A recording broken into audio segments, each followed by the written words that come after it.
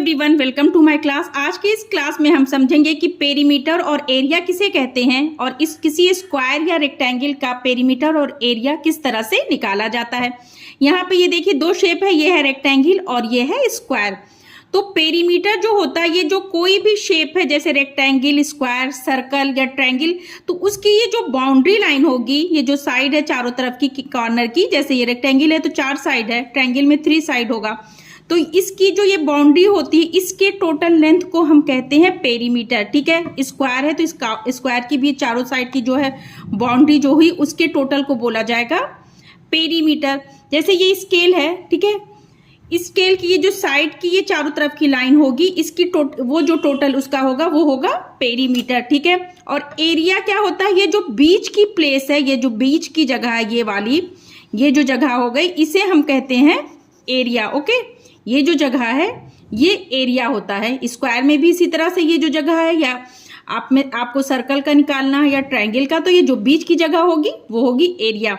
तो इसके लिए कुछ फार्मूले हैं, बहुत आसान है। आप ऐसे टोटल, जैसे पेरीमीटर आपको निकालना है तो आपको लेंथ और ब्रेथ दिया हुआ है, लंबाई और चौड़ाई, तो आप उसको टोटल कर लेंगे। जैसे ये साइड अपोजिट साइड इक्वल है तो आप इसके चारों बाउंड्री के टोटल को कर लेंगे नॉर्मल, तो पेरीमीटर निकल आएगा। और स्क्वायर को भी इसी तरह से, बट इसी वे में बस ये आप फार्मूला समझ लीजिए, इस तरह से भी आप निकाल सकते हैं।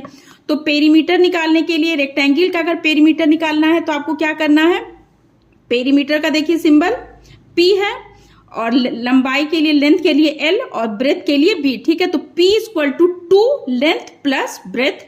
और एरिया अगर निकालना है रेक्टेंगल का तो 2 एरिया इक्वल टू क्या हो जाएगा, A जो है एरिया को रिप्रेजेंट कर रहा है, तो A इक्वल टू क्या हो जाएगा, length multiply breath, length into breadth. ठीक है, और इसी तरह से अगर स्क्वायर का निकालना है आपको पेरीमीटर तो क्या हो जाएगा, P equal to 4A। A की जगह कहीं पर S भी होता है जो कि मतलब साइड को रिप्रेजेंट करता है। एक साइड अगर आपको पता है तो आप जो है आराम से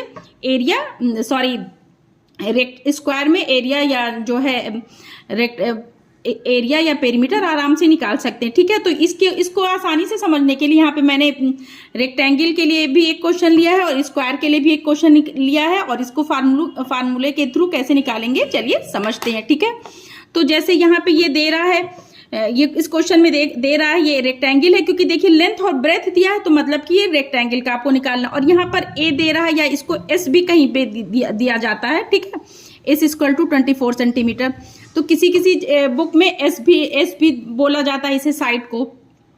तो इसी फार्मूले के थ्रू ये S दे रहा है, इसका मतलब है कि ये जो है स्क्वायर है। ओके, तो चलिए इसको निकालते हैं। तो ये लेंथ और ब्रेथ आपको दिया है, तो P क्या हो जाएगा आप बताइए। तो पेरीमीटर इक्वल टू फार्मूला क्या, 2 इंटू L प्लस B। ठीक है, तो आप इसको सिंपल, कभी भी कोई क्वेश्चन आपको करना है, एरिया या पेरीमीटर निकालना है, तो आपको हमेशा जो है किसी भी जो है ये फार्मूला लिखना जरूरी होता है। इस पे भी नंबर होता है, डायरेक्ट आपको नहीं करना चाहिए। ठीक है, तो P इक्वल टू देखिए क्या हो जाएगा, 2 इंटू L प्लस B। 2 हो गया, L क्या दे रहा है, 12 सेंटीमीटर है, और B क्या है, 9 सेंटीमीटर है। सेंटीमीटर आपने यहाँ लिख दिया। ठीक है, 2 यहाँ हुआ, और ये जो है 12 और 9 टोटल क्या हो जाएगा, 12 प्लस 9 हो जाएगा 21 सेंटीमीटर। तो आप मल्टीप्लाई करेंगे, क्या हो जाएगा, 2 1 2 2 2 4 मीन्स 42 सेंटीमीटर। ये इसका पेरीमीटर हो गया। ओके, अब इसका जो है आप एरिया कैसे निकालेंगे, एरिया इक्वल टू फार्मूला क्या था, A इक्वल टू है formula L multiply B। Okay, L क्या दे रहा है, 12, एंड B क्या दे रहा है, 12 आपको सेंटीमीटर लिखना चाहिए, आप डायरेक्ट लास्ट में भी लिख सकते हैं बट साथ में करते चलिए। B दे रहा है 9 सेंटीमीटर। ओके, तो 9 सेंटीमीटर लिखा, 12 9 क्या हो जाएगा, मल्टीप्लाई करिए, 12 9 होगा 108 एंड सेंटीमीटर। अब ये चीज आपको समझने की है, सेंटीमीटर और सेंटीमीटर का जब मल्टीप्लाई होगा तो ये हो जाएगा स्क्वायर। अगर आप कभी भी एरिया निकालते हैं और सेंटीमीटर स्क्वायर, इसकी ये यूनिट आप नहीं लिखेंगे, जैसे आप डायरेक्ट सेंटीमीटर लिख दें या मीटर या किलोमीटर जो भी लिख दें तो आंसर रॉन्ग हो जाएगा। मीन्स अगर 2 नंबर का क्वेश्चन है तो 1 नंबर आपका इस पर भी होता है, तो इस बात की आपको खास ध्यान देना है कि इस पे जो है ये स्क्वायर लगाना जरूरी है। तो एरिया हो गया 108 सेंटीमीटर स्क्वायर। ठीक है। इसी तरह से अब हम स्क्वायर का निकालते हैं। इसकी एक साइड की लेंथ क्या दे रहा है 24 सेंटीमीटर, तो इसका पेरीमीटर का फार्मूला क्या होता है P equal to 4A। Okay, 4 और A क्या है 24 सेंटीमीटर। ठीक है, 24 से 4 को मल्टीप्लाई करेंगे, 4 4 जा 16, 1 कैरी, 4 2 जा 8 एंड 9। ठीक है, 96 सेंटीमीटर हो जाएगा।